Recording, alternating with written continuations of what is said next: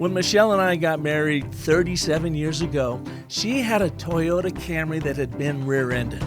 Although they repaired her car, it never drove right again. It kind of crabbed its way down the road because the wheel alignment was off. It rattled, tore through the tires, stressed the chassis, and its fuel efficiency was probably halved. So imagine what happens to your business efficiency when your brand is out of alignment. Hi, I'm Park Howell, and welcome to the Business of Story. Today we have a brand alignment expert, Brandon Coleman Jr. He has 5 decades in the branding world, helping companies large and small across many industries align their brands to grow their enterprises. He is the best-selling author of Brand On, The Hidden Power of Brand Alignment, and host of the popular Brand On podcast. He'll show you the communication potholes to avoid to make sure your brand is in perfect alignment to accelerate your business growth.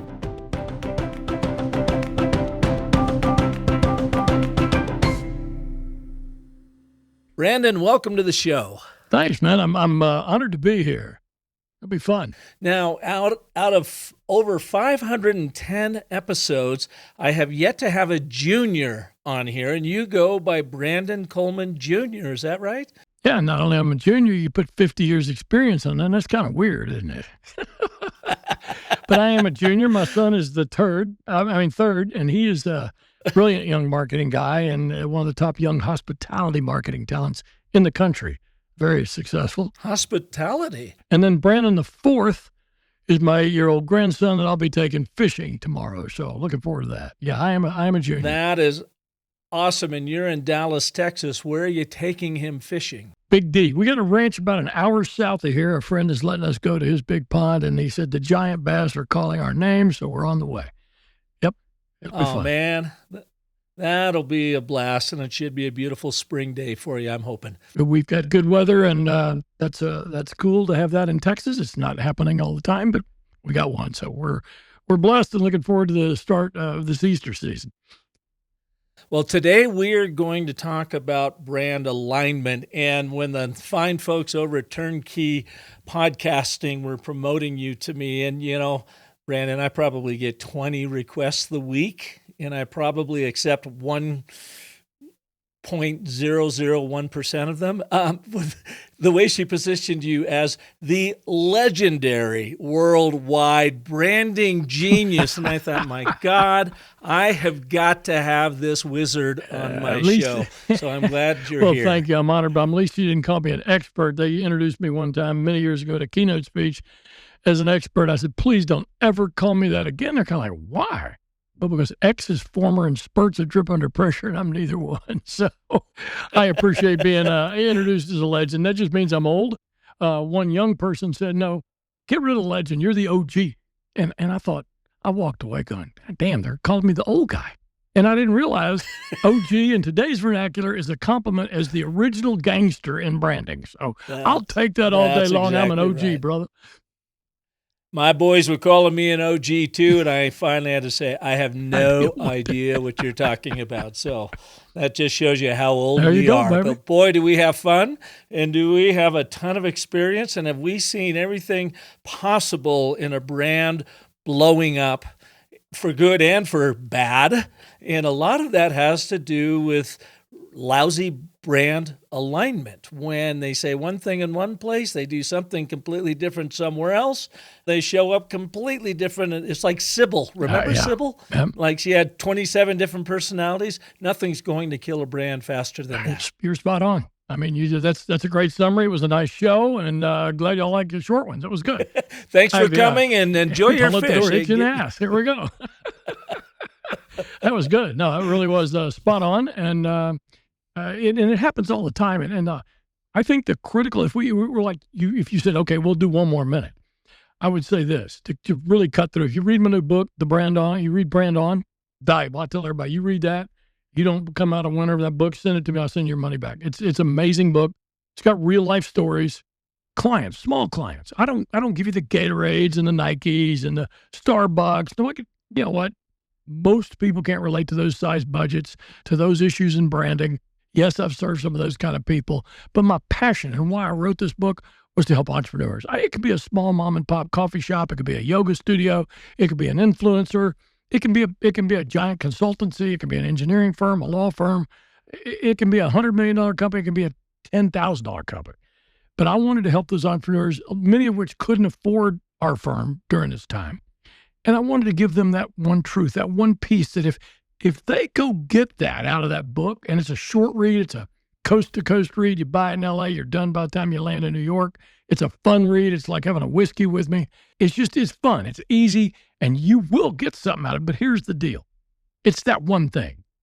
It's that one thing. And when you talk about brand alignment, that one thing that is going to drive it is truth.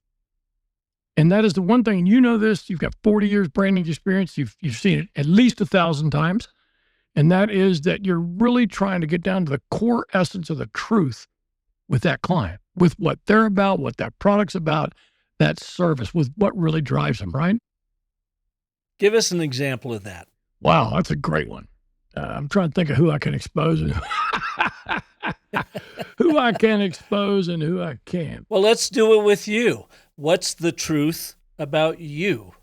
Brand On and the work that you've done. You've been very successful in branding, and you've got your own brand.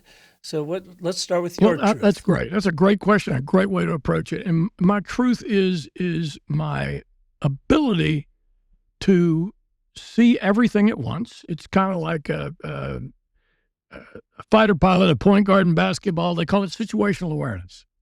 And some people have it. They're just born with it. And I've got it. I've got it in a business and marketing sense. And I can look and listen to key executives, to leaders on entrepreneurial groups, look at their building, if it is a brick and mortar business, take a walk through, listen to a couple of customers, and I can assess real quick what's going on.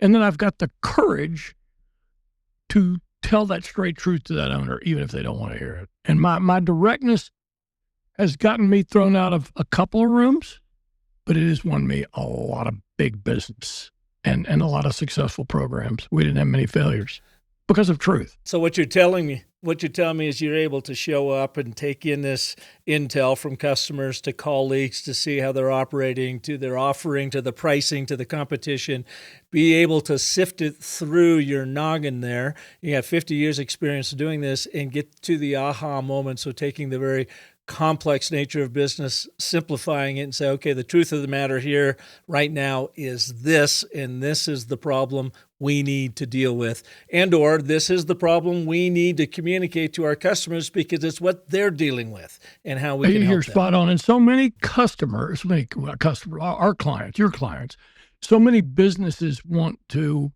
put forth a brand that they believe is what they want it to be, as opposed to what it actually is. And so sometimes they could be doing everything else right, but for some reason they're hitting at 50 and 60%. They're just not genning, and they're not genning at 100 because they're not dealing with what's real. What is that acute truth about that business that will drive it, and that will make that connectivity through all those touch points real? That is why in the book I've got 2 tools that come for free. There's a QR code in the book. One tool is a culmination of 50 years of hopefully wisdom. It's 200 questions. It's the 200 questions I ask every single client before I start a brand engagement. I'll guarantee you've asked them all, my friend, because you've been in it a long time. But to have them all in one place, orchestrated, organized, in perfect alignment, so that someone could go, wow, okay, if I paid this guy 150, 200 grand to come in and talk to me, this is what I'm going to hear. He's going to ask these things. So how do I answer them? I had a guy that called me the other day, goes, you don't know me. I know you're not doing hired engagements anymore, but I want to hire you. I don't care what it costs. I've already answered all your brain drain. It's called the brain drain, the 200 questions. And then there is a brand alignment checklist, whereas a literal checklist of 100, 150 things that you take in your hand and you walk, and you can use your iPhone or your clipboard, doesn't matter what fashion you love, and check off those things as you walk your business, walk your customer journey, and check yes, no, yes, no, yes, no, yes, no. And then tell me how in alignment you are. And so those 2 tools are in the book, and that is really a culmination of 50 years in one place. And it drives truth. So he calls and he goes, he said all those things, and he goes, look, I've already taken your brain drain. I've already got all the answers. I've already done this assessment and I'm off. I am so brand off. And he says, so I need you to get your butt in here. I need to meet you in Dallas. I'm flying to Dallas next week. I want to meet you for lunch. I'm going to hire you and I want you to change my brand. And he's in a professional wealth management consulting group. Okay. And he goes, we're just wrong. And we're hitting at 50%. He flies in, he meets me, great guy, writes the check and says, get after it. And in less than 6 weeks, we turnkeyed the entire thing and absolutely blew him out of the water. He is so excited. I can't unleash it yet because he doesn't unleash that brand for about 30 more days. They go live. He is so excited, can't stand it, but he got it. He started understanding I'm doing a lot of things right, but I'm not killing it. I'm hitting at half speed. So it's like a lot of your clients. They didn't all call you because they were failing. My clients didn't. Most of my clients over the years, I've had over 1,000 of them. They didn't call me because they were failing. They called me because they knew something was missing. And that was our job. They weren't growing as fast as they wanted to be. Exactly. Find what's missing. Where's the magic? What's that one thing? What's that piece? Yeah. Tell us about a moment when you looked at a brand and it was failing because they were so out of brand alignment. And what are some of those elements? And the reason why I ask you this is we've already provided our listeners the solution. Let's dive into the problem. What is the real problem and show us how it manifests itself when brands learn that they are out of alignment and therefore it is impeding their growth? Well, and let's take a fun one. You like Christmas? I love Christmas. I figured you were the kind of guy that loved Christmas. So this is a company that had an idea that was just phenomenal. And this was 30, 40 years ago. And they just, they knew something was wrong. And the place is called Santa's Wonderland. They're outside of College Station, Texas. Guy goes out, short version, 10 miles out in the woods, loves Christmas, decides to string up lights in the trees before people were really doing that and charge $10 a carload for carloads of people to drive through. And many kids you can throw in a car, look at the lights, drive out the other side, you're done. And he was making about $100,000 a year. And he did this for 5 or 6 years. And he goes, I kept thinking we'd be bigger. I kept thinking something else was there. And he had a couple of old buildings on the outside of the property that he didn't use. And then on the 5th or 6th year, he decides to, we're in Texas. It's an old building. I'll put up a little campfire out there and I'll sell some kettle corn and I'll have gunfighters out there shooting each other, kind of like Tombstone, So that's what he did. And I remember one time driving through there, had my kids in the car and drove through, saw the little Christmas lights. Said, oh, look, they got lights on over there in a campfire. Let's go park. We went and parked, walked in. There was a gunfight. Bam, bam, bam, bam, bam. Guys die. And I'm going, wow, Merry Christmas. I hope that wasn't Santa they just blew away. And these cowboys, it was all cool, but it was just way out of whack. All right, brand off. That's not Christmas. Let's not kill people in front of the children. It's December. They have gunplay during a Christmas celebration. I'm not chasing a damn client like that. A few years later, the guy through somebody else, he knows about me and he sees me in a store, a taco store in town. He goes, aren't you Brandon? I said, yeah, I am. He goes, I'm Scott and I'm blah, blah, blah. And I own Santa's Wonderland. I said, what's that? He said, the lights, the trees. I said, oh God, I've been to there twice with my kids. And he goes, yeah. I said, I need your help. I said, yeah, you need to get rid of the damn gunfighters. And he goes, exactly. I need your help. Again, trying to make an incredibly long story short, the entire story, which is very uplifting and very knowledge generating, is in the book. But I take his family, and they can't afford to hire me for 2 days. You can't pay somebody a $25,000 retreat for 2 days when your total business is $100,000. But I said, here's the deal. I'll do it for 10, one time only, period. But we're going to have fun. So we did that. And we listened to their dreams. We didn't pay a lot of attention to their lights. We already knew they were lights in a tree, big deal. And we knew they had a couple of cardboard cutouts or plywood cutouts of snowman. They were pretty cheesy. And then we knew they had the gunfights. But when you listen to their dream, it was like such a disconnect. And the guy's sitting there, and he's as cowboy as they get. He's got a 10-gallon hat on. His dad's a cowboy. And they're out in the country, and they're talking about Texas, and we're talking about Christmas, and doggone, we don't know why more people ain't driving through here, and blah, blah, blah, blah, blah. And at the end of asking enough questions, at the end of the very first day, we had it. We knew what it was, but we had to sit on it overnight. Can't make it look too easy. Sat on it overnight and came back the next morning. And they said, well, where are we? We said, well, you got a Christmas thing going on, but you're missing what you're all about. Well, what are we all about? We're all about Texas. You need to be a Texas Christmas experience. And I know that sounds weak and easy, right? Because the obvious answers always are the best. And in hindsight, they don't look so brilliant until you realize they are now a $35 million a year business. Wow. They have Marshall Frostbite, not Frosty the Snowman. Their Santa Clauses show up in cowboy boots and hats. And by the way, they got to have 8 of them because they do over $1.5 million a year in just Santa photos. It is the most amazing thing. They have bull riding. They have mechanical bull riding. They have horse pens. They have horse-drawn carriage rides. It is the most quintessential Christmas. It has become this massive village, a village he thought nobody will ever stop and pay to walk in the village after they drive to the lights. We said, well, we're going to stop driving to the lights. And when you get bigger and invest in the lights and really make them amazing, we're going to do carriage rides. And we're going to do hay rides to the lights. People park their cars. They walk in the village. Not only are they going to walk in the village, they're going to pay $15 a head to go in that village. And then they're going to buy cotton candy and cheeseburgers and Texas barbecue and Mexican food and wine and whatever. And you're going to take your family's vision and you blow it up like you know how to blow it up. And they said, nobody's going to pay for that. Well, now I want to say now it's something like $65 a head to get in the village. They spend $2 million a year on snow, just to get snow into Texas for November, December, and January. Now, mind you, he does that $35 million a year, and he's only open 2.5 months.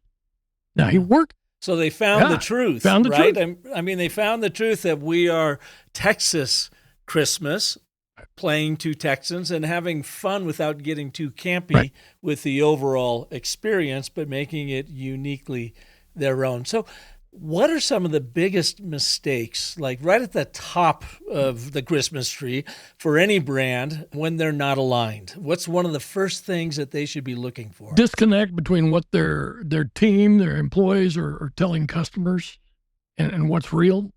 Or sometimes employee A is telling one story, employee B is telling another, and employee C is telling another, and the customer gets this disconnect. And that's the biggest place it usually shows up is right there. Or I'll give you a simple one. In the healthcare, I had over 120 healthcare clients, and I grew one big dental group out the wazoo. Well, my wife yesterday loses a crown yesterday, and we're in the Highland Park area of Dallas, really high end, and we're living in a high rise here, so we can be close to our grandsons. They live in the actual big house with the money. We're over here in the high rise, so she uses a dentist here. I'm gonna leave his name out because it's such a jerk move.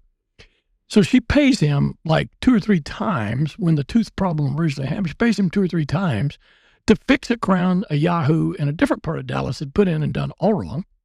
She pays him big money to fix it right. Okay. She goes a month. The damn thing popped off yesterday. And so that's fine. That stuff happens. Everybody gets it. She calls him, says, I just lost my crown. I'd like to come in. They're just across the street from us. It takes, 5 minutes to glue a crown back on? They said, come on in. They book her. She just came back in the door 30 minutes ago. She goes. They get in there.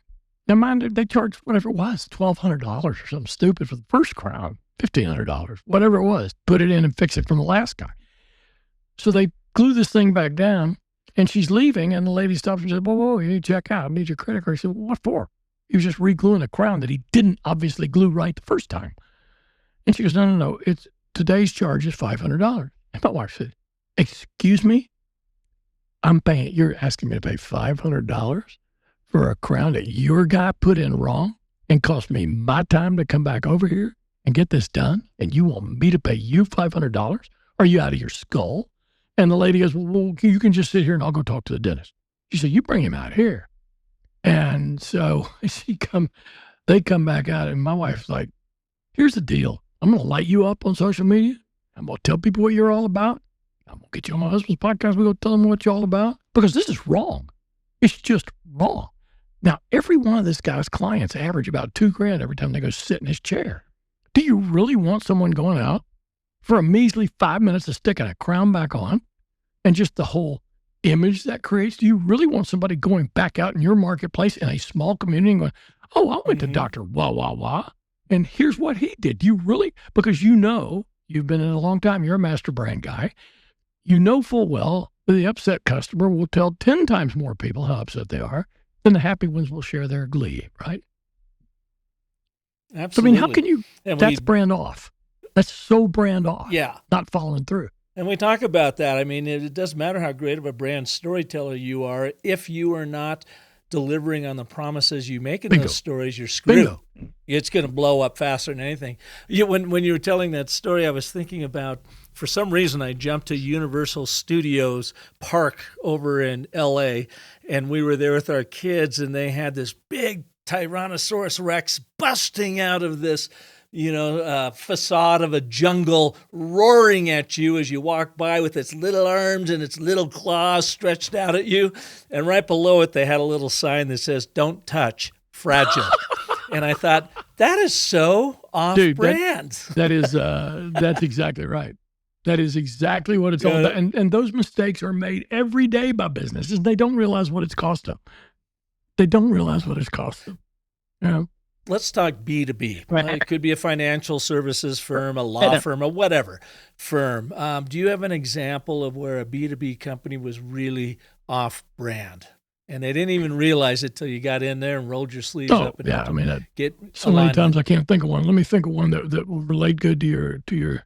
This is B2C, but not so much about advertising and marketing, so much just a relevant, clear, simple, easy story. As we represented a very large, one of the world's largest internal medicine clinics, got over 100 physicians that are partners, and they own the business together. And he's got whatever it was, 20 stories big, and they were outstanding physicians, internal medicine people.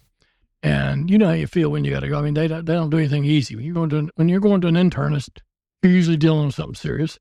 But they had thousands of patients a year come pouring to that place. And they came in and they said, look, we've got issues. We want to drive more new business. We want to maximize our brand. We all these things. So we got our arms around them and we made their brand just as a client. We ended up having them 18 years.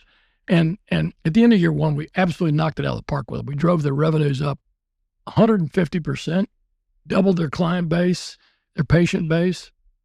And they were rating across the top in everything. I mean, we helped originate getting rid of the sliding windows in a doctor's office. We said, those are just so sterile and so cold. Get rid of all the magazines. They're all outdated. Get rid of the sliding windows. Add valet parking. People are like, valet parking? This is healthcare. Well, we helped create valet parking originally in the Texas Medical Center. This is a long time ago. But the simplicity point is that we were continuing to do research. How do we make them better? How do we make them better? How do we make them better? We talked to like 2,000 patients. And that's the key. You know that is the key to great branding is just listen to your market. They will tell you exactly what you need to do if you just listen to them. It's real hard, as you know. It's hard for an entrepreneur or a business leader, whether it's B2B or B2C, it's hard for them to really listen to their market objectively because they have their preconceived notions of how great their business is or what their strengths and weaknesses are. And it's funny because they're usually off. So anyway, we did this study and we came back and I got these 13 doctors on the board and the hospital clinic administrator, and they sent me in a room. They go, well, what'd you learn? I said, well, guys, we got a lot of specialists in here, but we need one more specialist. They said, what's that? We need a proctologist. And they're laughing. They're like, why in the hell do we need a proctologist? I said, because your parking is a pain in the ass. And so what was happening was patients were coming in. They were excited because they saw these TV commercials that made these people look like they walked on water. They came into a wonderful greeting room, no sliding windows, no old magazines, refreshments, whatever. They came in, they had obviously a great medical experience. Had the billing lined up to where the billing came out great. Everything was smooth. Everything was easy. And then they had to go get in their car and leave, something none of us had really paid a lot of attention to.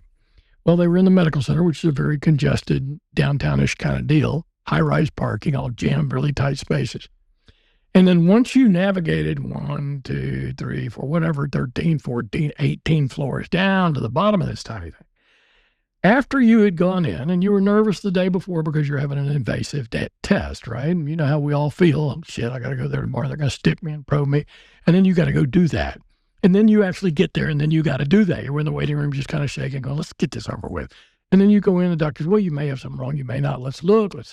And it's just kind of a cold experience. But you get through it. When you get through, you feel so good. You know how it is. You want to run to your car. Like, I'm done. Don't stick me with another needle.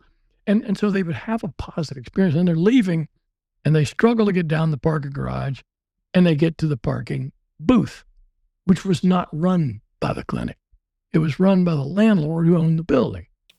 And they would have some severely overweight, give a shit attitude kind of person in the booth who would look right at you and not say anything more than, you just come out of hell, right? You've just come out of hell. And you hand them your ticket, and you're so excited about leaving, and all they do is look at you and go, that'll be $16. And that's all they say. Not, how'd your deal go? How was your appointment? Did you have a good day? Have a nice life. Just, that'll be $16. And then it was the actual fact, I had to pay $16 to park when I'm paying you $2,000 to probe my butt or whatever. And it left such a negative impetus on so many patients that had absolutely nothing to do with quality care. And the reality is, patients can't judge quality of care, but they can judge that customer journey, patient journey, day in and day out. We changed that, and it made all the difference. But not something a marketing guy usually looks at, right?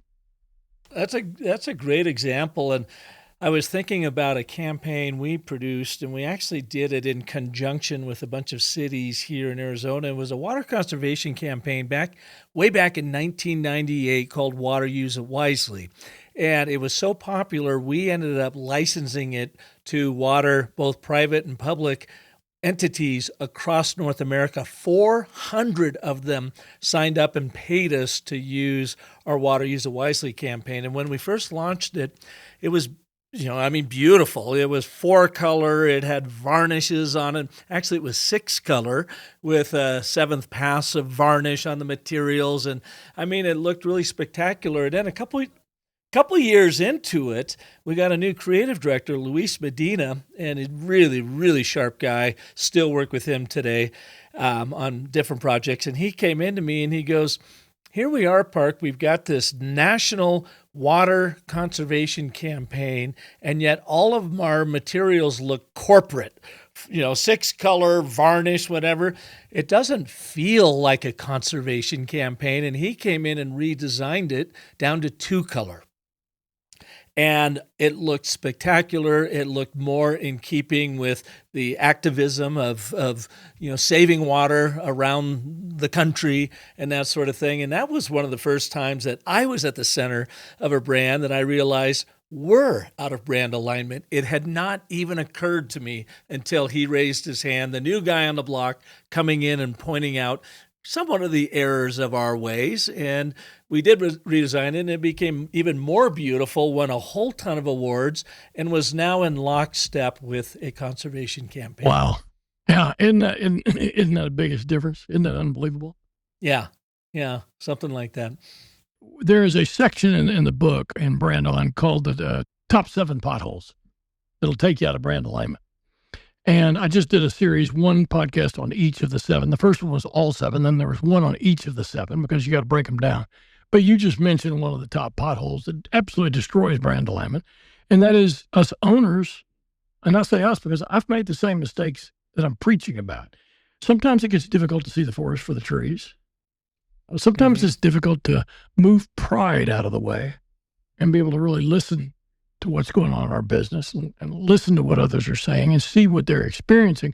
But that pride will that'll keep you at 50 and 60% instead of 100 all day long. When you think your brand's immaculate, I can't tell you how many business owners that I may have met at a bar or a restaurant or whatever, and we're talking, and they go, what are you doing? You tell them, and they go, well, we got all that solved. And you can just listen to them and go, well, yeah, no, you don't. But they don't want to listen. And you've got to want to listen because sometimes, again, as well, you well know, Park, you've been there. And that is that you have to look that client in the eye and say, man, I love what you got going on, but your baby's ugly and you need to change his name. And that you have to be willing to say and duck and be willing to get something thrown at you if you're really going to get down to the core of the issues. I've had to do that several times. Yep. Well, and as long as it's coming from an honest, value-driven place within you that says, no, I want to actually make you better, but we've got to take a few things apart before you can actually do that. And what the other, one really fun thing that attracted me to you is your brand alignment and all the work you've been doing, in the brand on world. Is that I ran your brand through our Story Cycle Genie, unbeknownst to you, and I knew nothing about your brand, so I fed it the website, and I fed it your LinkedIn profile, an Amazon page from your book, and a couple of other items, and said, okay, reveal Brandon's brand on brand. And sent it to you in preparation for this show. And I'm never quite sure how audiences or guests are going to react, because some of them, I think, feel like maybe it's invasive. Like, I didn't ask you to do that. Why are you doing this? But to me, it's real added value, because you end up with a 20-page report that says, here is how your brand is showing up. Here is how it's aligned in the world. And so my question to you is, when you saw it, and since you've gone through it, what was your take? Park, I got to tell you, this is going to be a first for me. These boilerplate marketing algorithms and decks and card games and books that just say, do this, figure out your brand. They're just so off. They always have some good wisdom in them. Don't get me wrong. I'm not slighting these authors and these creators. They've always got some good wisdom in them, but rarely do they have the answer in them, because that's not what makes a great brand. But this son of a bitch, I gotta tell you, I read this. First, I got it. I didn't even want to read it. I did what you said. Yeah, I got pissed off. What's he doing looking at my stuff? He's up under my dress. I ain't even met him yet. What's the deal? He's all in my face. And I'm like, okay, let's read, Brandon. Let's learn. You're 70 years old. You can learn. And I just read the same thing. I went, damn, that's good. And by the way, I didn't even create Brand On as a brand until about 9 months ago. Okay? A year. Actually, it's about a year ago. This month, April. Yep, about a year ago.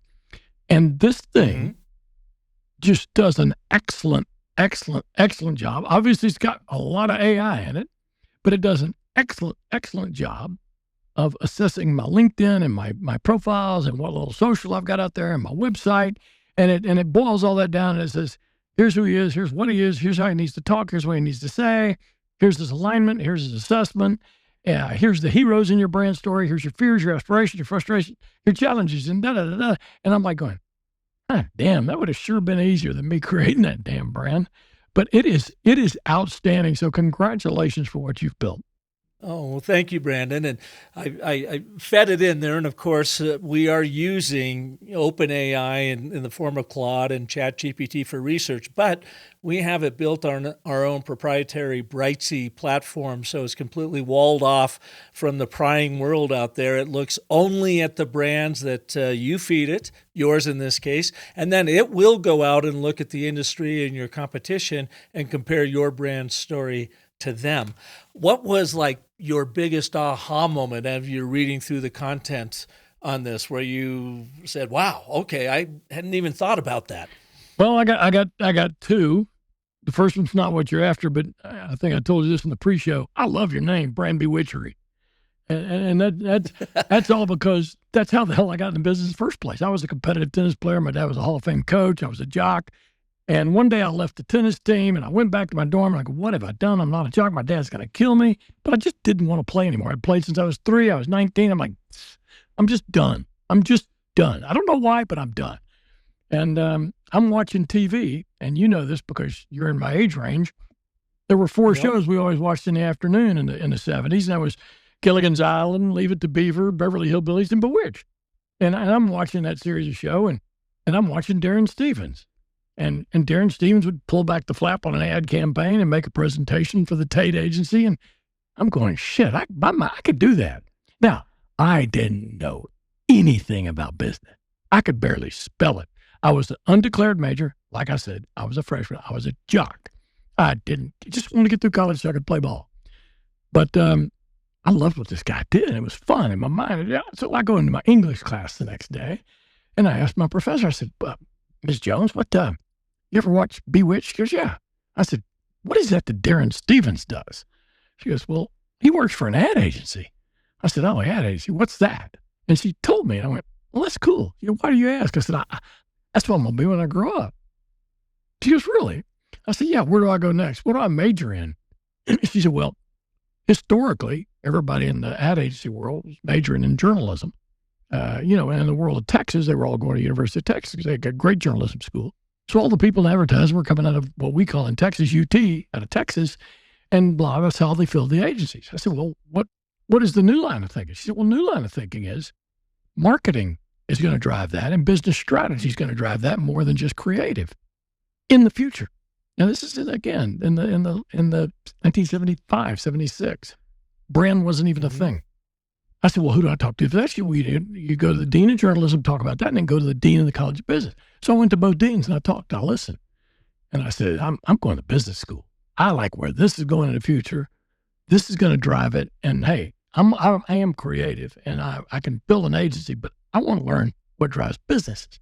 So I went and majored in that. Met a professor who, when I walked in his class one day, he's reading the role. And, again, brand was not even in textbooks at the time. Brand wasn't a thing. And I walk in the classroom, and he was like, he looked like he was 150. I was only 19 at the time, but he was actually about 60. And he goes, brand on. Are you here today? I said, yep. He goes, okay, good. Really long story short, he and I become dear friends, lifelong friends, hunt and fish all over the world together, do a lot of projects together. And I was asked by his family to give his eulogy when he died at 95 years old. But he made a major difference in my life, and he made me take a job that I was offered a job for $50,000 a year coming out of college. And before I took it, he said, I got one more interview. I want you to go on. I went on it. They offered me $10,000 a year. And when I got back to school, he said, take it. I said, excuse me? He goes, take it. Because one day you're going to run your own firm, and you're going to learn more here at this firm than you are in a big corporation to pay you all that money. I took it. A year later, somebody offered me the opportunity to start my own firm. So I owed that guy my life, in my opinion, in my way. Mm-hmm. And so, Bewitched, really? And I've got a large frame picture of Samantha Stevens, the one that could wiggle her nose. Now, I haven't had a wife yet that does that, but a picture of her and Darren Stevens autographed. And that was my inspiration. I said, I love what he did. And so we built this branding firm with an ad agency, and it just soared. And it was all from that one. Yeah. That one thing that opens that door, and you don't know what that one thing is. And that's what you're trying to do with the business of story. You're trying to find that one thing to help people tell their story so they can develop a competitive advantage, so they can be crystal clear, so they don't get lost in the weeds or the fog or whatever else. You want them to know that one thing so they can build that story. And this tool, what a great foundation builder.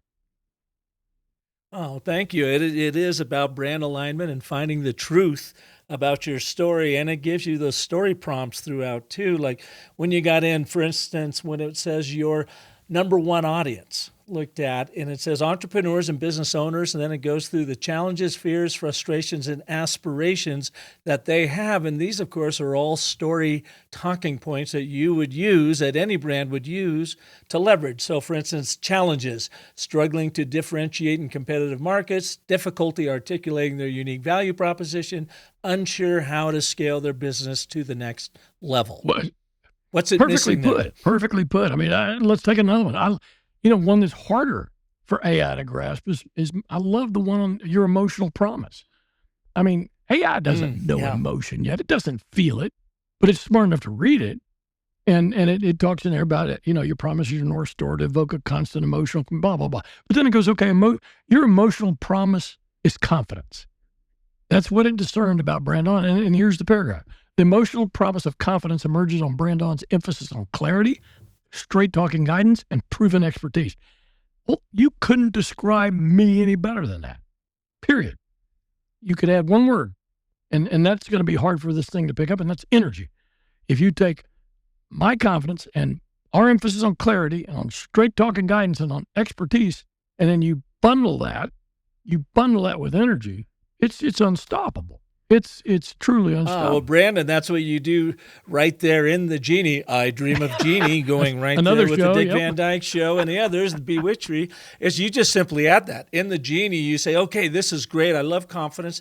I would like for you to also add into straight talking guidance, proven expertise, clarity. I want you to add it's all bundled with an amazing energy. And then it'll go, okay, thanks. And then boom, it will include that in there. You'll read it again.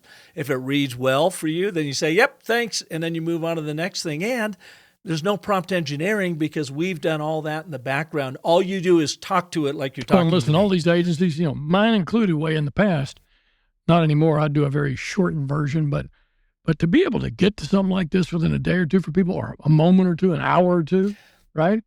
It's a minute or two. I mean, deal literally, when I fed it to yours, in about 3 minutes, it created this Right, but entire you gotta report. feed it, right? But then you can go You got to in. give it all the right Yeah. places. So it's all in, let's say an hour. But even at that, I know it Yep. spits it out in 30 Yep. seconds. But all in, you invest an hour. This is something that would have taken a Exactly. good brand firm, easy 100 to 150 hours, an easy anywhere from 3 to 6 weeks. Some draw it out longer so they can charge more. It's just amazing the depth. And what would they Oh, charge my for God. it? I mean, a fortune, an absolute fortune. $60,000, $70,000 maybe. Depends or on who more. the client is. Yeah. $60,000 or $70,000. Hell yeah. 20 for some, 250 for others, $1 million for some. I've seen the same thing charged at everywhere from $10,000 to $1 million, the exact same deck. Same deck. Who's the emotional tie? Who's the buyer? Who's the B2B client? Who's providing the consulting service? How much expertise they have? How much, karma and bluster do they have around them? And then can they come in that room and command that attention? And then are we believing in them so much that by paying a higher check, we're getting more? When in essence, you get the same deck. But, I mean, you have something very special here. And especially something, I mean, it's for big business too, but especially something for small business that can be able to afford. It democratizes the whole process. It, and it 'cause they can afford monetizes it in a way you can make it affordable for these people that are reading my book, the people that are reading Brand On, the entrepreneurs saying, God, I wish I could do all that stuff they're talking about, but I hear $100,000, $50,000, $200,000. No. This is accessible, inexpensive. Go get it done. Run it by him. Run it by, and let him look at it and go, yeah, that's you. Spend another couple grand. Run it by me. I'll tell you it's you too, because this thing's good. This thing is good. There's no need in going on 2 or 3 month exploratory process to try to figure out who you are. This is a hell of a tool. And this thing, thank you. And in addition to the knowledge it provides you, it's really covers 3 things. And I'm kind of curious if you saw this or not. It reveals the gaps in your communication. If it's missing something, it means it's missing from your website and your communication. Number 2, it validates what you're doing really well. Like, oh yeah, okay, it totally nailed that. Good. That's what I am. And it's coming across. And then it even provides fresh thinking and inspiration on new ways to talk about your brand. Right. Did you I picked up on that? I've used AI myself and for clients and for other things, not for this. But I find it does all those things even without any guidance. It does all those things. But what yours does is it does that in a way that is very relevant to talking about branding, brand positioning, value propositions, strategy, alignment, everything. Only thing I didn't get, and I'm looking back through it here trying to assess, where did it show my gaps? I want to know what they are. Do you remember? No, it's more like you would arrive at them. It wouldn't come right out and tell you what the gap is. But if you're reading through it and you're saying, oh, you're missing something with like my number one audience, you're missing this and this. Well, it means that you're missing that on your website and you have to go and fill in. What we are doing, Brandon, in advance, before anybody even runs through this, it's going to be a freemium, that it will come in and grade your communication from your website. And in that process, that will actually show you where the gaps are. And then you can go in and clean it with the refinement. There's not much that amazes me anymore. And especially in the world of branding, I've seen it all. This is amazing. This is truly a great thing. And highly, highly recommend it to people. I mean, I would always say that with a caveat. You've got to have somebody smart that doesn't have a dog in the hunt to read this and go, that's you, or tweak this or tweak that. Because a lot of times that business owner may not be able to read this and They may argue with it again because they're in the forest for the trees or their pride's in the way. They may not be able to see it or hear it in the way that they should. I know that we've done this for clients all the time. So as I read it for myself, I wanted to be open like I want my clients to be. And I'm going like, this is freaking brilliant. And it gives me other ideas and gives me ways to go. You have something very special here. Oh.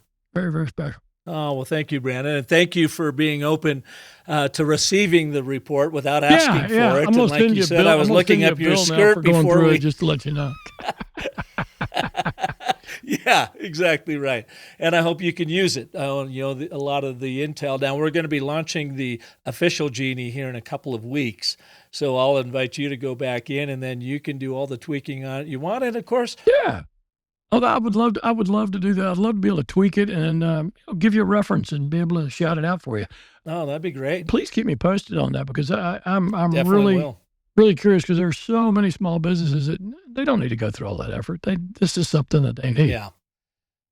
Well, and once you have it, of course, the Genie is going to be able to produce literally any content you want. It will write your about section, your website, your ads, and it's all coming from your voice and your brand personality, your brand archetype, and it's all in one spot. I love it. So you take somebody today that comes to you today, they've got a website, they got this, they got that, they think these are their problems. You go assess it, you give them the Genie, the brand Bewitchery, it's got all of it in there, parked, and then they go, okay, that is what we used to call the as is. The Anderson Consulting people, the people I hired to work with my firm, when we went to clients, we say, well, first thing we're going to charge you for whatever that amount of money is and that length of time, is we want to develop the as is. Okay? And the as is what do your clients think about you? What do your customers think about you?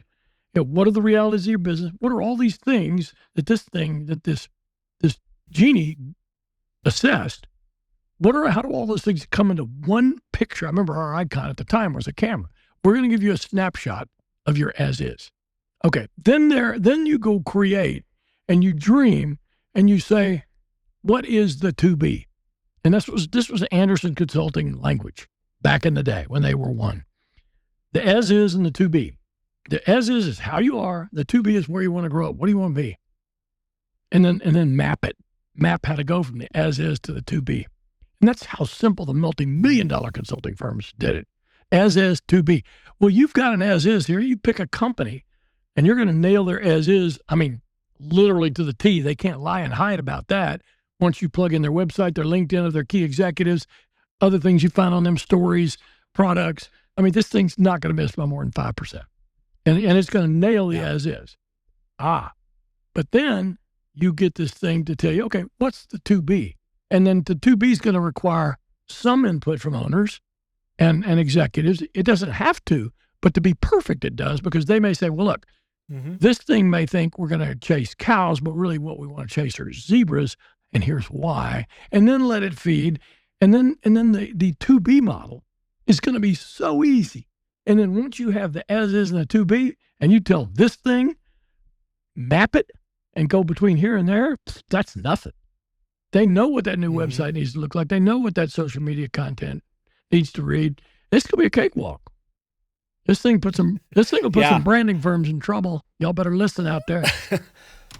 Or they can use it, white label it, and go and use it on their own clients and save them all headache, save them time, save them money, and increase your margins. I mean, bottom line, because it will do your marketing plans. It'll do your content plans per audience, align per problem. Park, have you heard about anybody else? Have you heard about anybody else doing this yet in branding? No, StoryBrand does it, but StoryBrand is a misnomer, and that's Donald Miller thing. And I gotta hand it to him. They have done some remarkable branding. But to me, StoryBrand is what I call Botox branding. It's not really branding. It creates you a nice little marketing landing page that converts people, and it's very effective, but it's not branding. It's surfacey. It adds fluff and puff to your website so that you can get some sales. Ours takes you deep into the heart and soul of your brand and really creates a definable, defensible position in the marketplace that is your truth, your brand alignment, and that's how ours is different. So they've got brand Botox. We are the deep surgeon that goes in and takes a look at your heart and soul. I hear you. And they've done a great job. They packaged that story brand well. They marketed well. He's got a big agency, so they've been able to really be behind his book. I'm a solo guy now. My agency's long gone, so I don't have those kind of powers and those kind of connectivity they've had. They have just done a phenomenal job, though. And but I agree. And then they give good face to the story, and it's everything they say is right. It just doesn't have the depth of of what you're doing. You're getting into the infinitesimal parts of it. I mean, I want to, there's a story in my book, Brand On, about a restaurant, and it uses a restaurant as a brand alignment example. That you hear about this restaurant, you've never heard about it. You hear about it. You hear about it on social. A friend tells you about it. You drive by and see it being built. You see a TV commercial, whatever it is. And so the journey begins, right? And then you drive into their parking lot, and the journey continues. And you park, and you see their signage, and you walk up, and it feels good or it doesn't. And then you walk up to the door, and you grab the door, and as you open it, it either feels good or it doesn't. And then when you open that door and you walk in, you're either greeted or you're not. And you're either greeted by someone that looks like they ought to be greeting you, or look like someone that ought to really be in school and they don't want to be there. And then they say, how many people you got today? I got 3. I'd love to seat you. And then they take you to a part of the restaurant that you either like or don't like, and you either love the atmosphere or don't. And you like the way it smells or it doesn't. You like the music or you don't. And then you sit down in the chair, and either the chair is comfortable or it's not, and the table's clean or it's not. Hopefully it's not wet because they didn't just wipe it down before you got there. And that's just the beginning. And you go on through the whole meal and through the whole delivery, and then exit, and you realize what a difficult job. My son is a big-time young guru in the hospitality world and big CEO of a bunch of big restaurant brands, et cetera. And I tell him, I say, you're in the toughest job in the world to deliver at speed on a brand in a restaurant, much less a chain of them. A big chain of really good restaurants, really good quality, not just fast food, but a really good quality that can deliver that service and that experience over and over and over. Man, that takes brand magic. It really does. So, but every one of those little things matter, and this system will help them find that.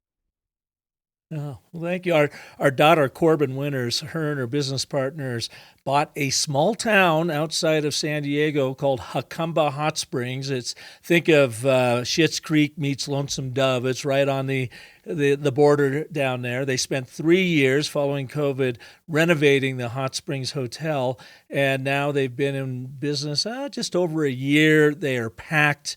They are all about the experience. But I share with you that because Corbin has been in the hospitality industry, putting herself through college, waitress, bartender, you name it, and she has the biggest heart. She's always out helping people. And share this one story with you. When she was going to San Diego State University, she was working at Gordon Biersch, which you may know as one of the real first sort of franchise brew pub, micro breweries, whatever, upscale brew pub. Well respected. Mm-hmm. It was Mother's Day, and her manager didn't hire or schedule enough of the service people to help on Mother's Day. And when Corbin got there, she's like, where is all the help? He goes, well, it's Mother's Day. Mothers aren't going to come here. And she goes, oh, yes, they are. And they got overwhelmed. They got overrun because, their service and their food's so good. So Corbin was doing everything in her power, Brandon, to take care of like 2 different areas when they should have had 2, if not 3 waitresses in there doing it. And these 2 older ladies were there by themselves. Who knows if their husbands had passed or whatever, but they were just enjoying Mother's Day, and she couldn't get to them fast enough, and the food came out cold, and she was doing everything in her power, but she was just spread too thin. When it was all said and done, those 2 ladies, one of them looked at her and said, we've been coming to Gordon Biersch for 10 years, and this is the worst service we have ever gotten. And all Corbin could think of, God bless her, she says, well, it's been pretty good for 10 years. Not the answer they wanted to hear. And then the ladies go, well, no, it diffused it because they looked around and go, yeah, you've been kind of overwhelmed. It's not that you've been ignoring us. You just have been overwhelmed. And then she quickly explained There was a mistake in, bringing in people, and we just didn't have enough to handle the rush. And the ladies were very nice about it and left. So I thought it was a great way to diffuse it. But I just love that line that you've been, it's been great for 10 years. Yeah, and this one but hiccup. It's like, what have you done for me today? And I hope, hopefully they fed them or gave them a free meal to come back and eat another time, because there's so many options now in the food world that we were at one the other day, and I'm not gonna bore you. We're getting late on time, but we were at one the other day. That's a very well thought of brand, and they freaking missed on all 6 counts. And when the manager finally comes up, he goes, "I am so embarrassed." Well, by everything that happened, there is no way we should have gotten a bill for any of the meal, any of it. Mm-hmm. And when he comes up and gives us all the grace, and when the lady comes up, the waitress to check us out, they don't do anything on the tab. I'll never go back. And I told the manager on the way out, I said, "Hey, you made a big mistake today. I will tell at least 20 people about this. You didn't even take my appetizer off, which was served cold, which was this, which was that. What are you thinking?" I said, "First, y'all absolutely sucked across the board. And you know it, because we sat there 5 minutes listening." And you know what he did when he was at the table? All the wrong things. He gave us excuses. "Well, we had this. This guy didn't show up." I got news for you. My dad was a Hall of Fame coach. He set us in a locker room and he said, "You can give me excuses or you can give me wins. And I don't want your excuses." And he won a lot. He won like 80% of his games. He was big time. But it's just like, don't tell me your feet hurt or the court was slick or the other team was this. We don't hear about it. It's reality. Deal with it. Same with the restaurant. Deal with it. It's reality. One of the first things I learned, and we'll wrap on this after we learn how people can learn more about you, is that when I was a young man working for Sandy Peterson in his ad agency, I was making an excuse about how something wasn't ready for a client that we needed to go and present it. And Sandy stopped me right there, and he goes, "Look, our problems are not their problems. So whatever this is, you get it fixed and get it in there." And boy, those are words to live by. Our problems are not our clients' problems.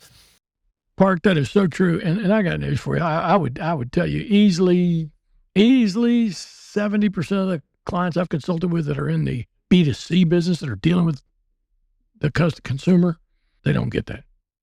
And they'll offer them excuses, and they'll offer them reasons, and they offer, or they have a bad attitude. And it's like Zig Ziglar said, 95% of the people you tell your problems to don't care. And the other 5% wish you had more of them. I've heard that's a 50-50 thing. But, that's just reality. It's just people come there to eat. They come there to enjoy. They come there to experience. They don't want to hear about your crap. They just don't. Right. Deliver or get out of the way. So Brandon, how can people learn more about you and take in all of your wisdom? You've got a podcast. Easy deal. Yeah, easy one is go to Brandon, Brandon Coleman Jr. Jr.com, BrandonColemanJr.com. And you can get everything you need there. It's got a page where you can connect. And it's got the podcast, The Brand On Show, which, like you, we've been blessed. We're a top 10% podcast. It's got a quick link to the book, Brand On, which is now an Amazon bestseller. And you can get the free tools we talked about. It's all right there, BrandonColemanJr.com, or go to Amazon, just put in Brand On with an exclamation point.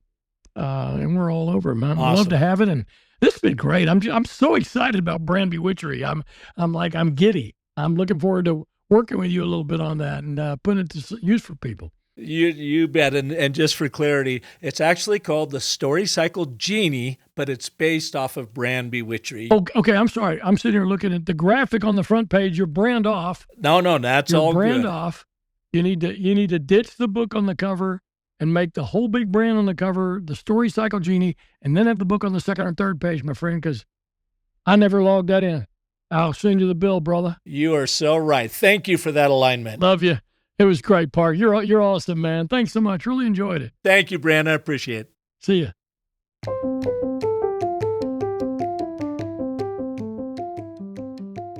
So are you ready to get your brand aligned with your vision, with your mission, and getting all of your people on board so everybody is pulling in the right direction to accelerate the growth of your company?